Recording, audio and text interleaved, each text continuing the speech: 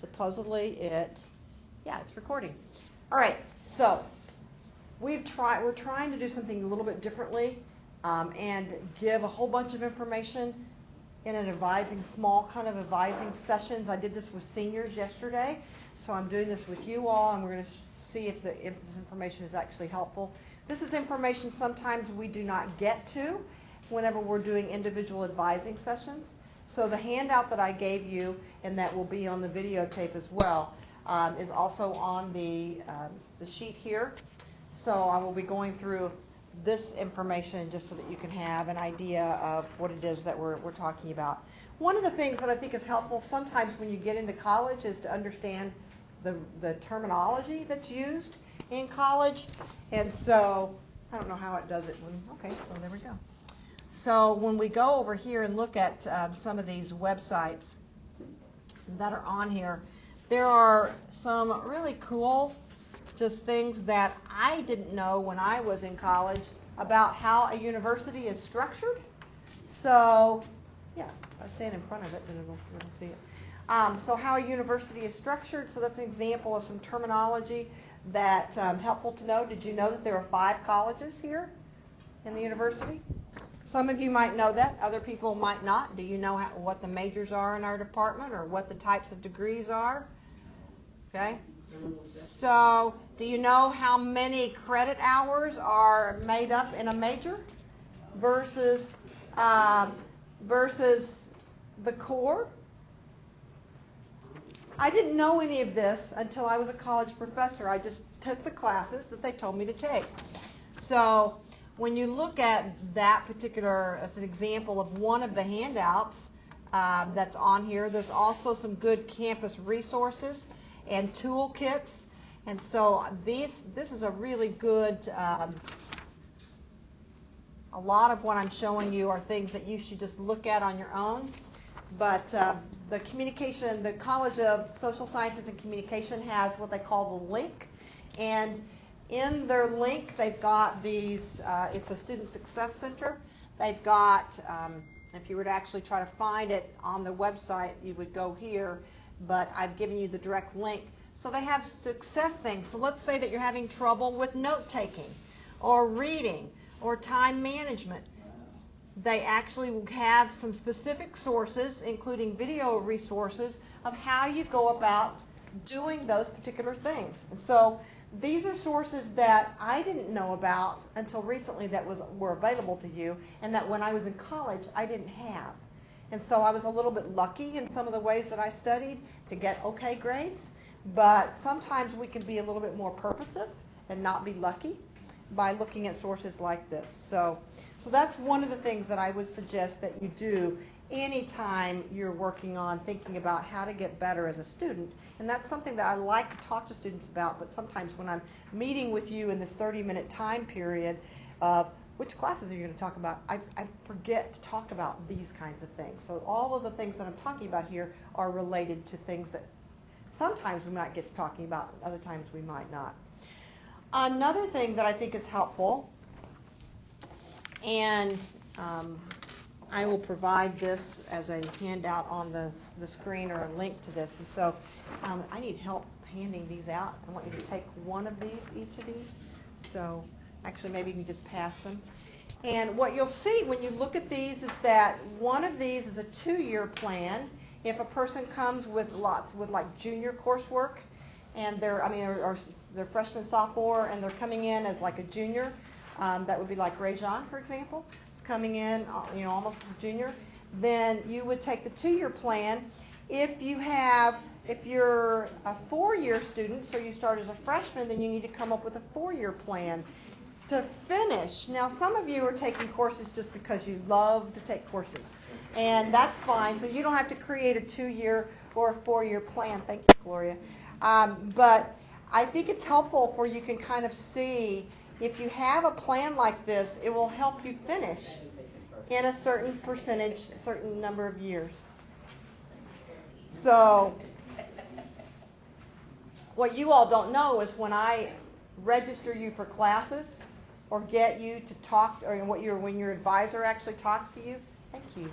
When your advisor talks to you about classes, they will actually in their mind have one of these. So if you come to an advising appointment with something like this filled out, oh, you didn't get one. You were such a good helper. So if you come to your advising appointment with one of these already kind of thought through, then it will help your advisor and also help you think about. Now, I hand these out to you not so that you get worried about, oh my gosh, I'm already off schedule, but just so that you can see the power of doing this. All right, so it's not something etched in stone. It always can change. But it's important if you want to graduate within a certain period of time to have a plan. Now, I have some students that take one class at a time. That's fine. Then maybe they need an 8-year plan, or so they think about, or maybe they don't even plan to graduate, and that's okay too. All right. I'm not looking at anybody in particular, but there's somebody laughing in our room right now that it's not going to look at. So, all right. Another thing to think about is picking a minor. The university used to require having minors. We do not require that anymore. But for most people, Ray John and I just recently had this discussion about our major is 34 hours. The core is 35 hours. I think that's right, 34 hours. You add that up, that's approximately 70. To graduate, you need 120. That means if you start here from a freshman, that you have 50 hours beyond our major and the core in order to graduate. So what else are you going to do? It's better not just take a class here or there or here or there. It's really to think about, where do I want to be using my degree when I finish? And if I can get background in that area of where I want to be using my degree, then I might get a minor, or I might double major. So we happen to have students that double major in criminal justice and applied communication because they want to work in the criminal justice system. Or that double major in psychology and communication, applied communication. We'll have students that oftentimes minor, and I picked the most common minors that are listed on this handout. Information technology is what the IT is. Management also has an entrepreneurship minor. Marketing has a professional selling minor. Nonprofit leadership, you can actually get a certificate from there. Health sciences and criminal justice. Those are probably the most common ones that I see our majors selecting as a minor. So looking outside of our the major for other classes that would be complementary to what you're talking about. So preparing for advising appointments, there's a link there that actually tells you how to read a degree evaluation. I don't know how many of you have actually looked at a degree evaluation before. How many of you have checked out your degree evaluation? Okay. If you don't know how to do it or don't know what a degree evaluation is, now we're moving to something called DegreeWorks. But if you don't know what a degree evaluation is, then there's actually how to go about looking at it. On the link that's here, it takes you directly into how to go about finding your degree evaluation. This is what I use to check to see if a person can graduate. This is the same thing.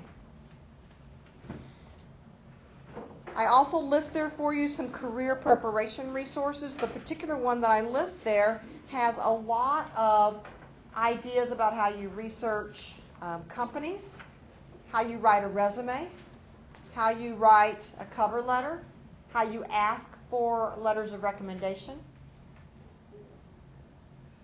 Professor Johnston, who teaches interviewing, actually had you all look at this particular link. Did you find it helpful, Quinn? I did. Okay. It's also a really good idea to think about getting an internship. I know, Carolyn, you've had an internship. I'm trying to think, who else has worked over in the Communication Skills Center? Alan. Tori has, okay. And you can also get an internship that's outside the university, which is called an externship, or sometimes we call it external internships. If you don't have a job or haven't had a job for, you haven't had a lot of work experience, then an internship is really good. For those of you who have a lot of work experience already, internships are not quite as important unless you're wanting to change career paths. The last thing I'm going to say for you is to collect items that you're using from classes and from extracurricular activities. Put everything into a Google Drive. Save all your papers into Google Drive. Put it in the cloud. There's other kinds of ways of saving things. But the reason why that is important is because if your computer ever crashes, if your flash drive is lost, you're stuck. Because when you get to be a senior in our department, you have to take a senior portfolio class.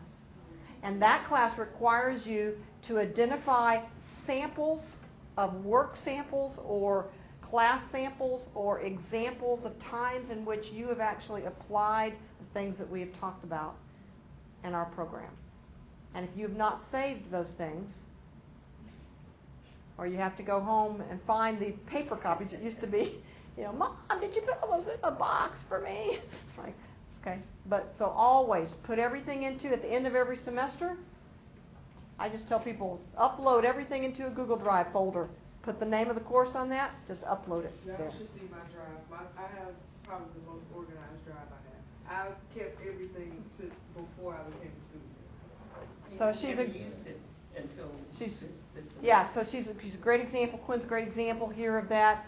And the reason that that's important is because if you ever want to show an employer what it is that you can do, then you'll have those examples to be able to show. So these are things that I normally would spend more time on them, but we didn't have a lot of time today. But these are some things that I would spend time on if you just come by my office in a non-busy time of the year, which would be not the advising time of the year, to talk about. And so these are things that we think, we ask the faculty, what is it that we want people who are in that freshman, sophomore, junior year to know? And these are the kinds of things. So take a look at those sources. See if they will be helpful for you. So, all right.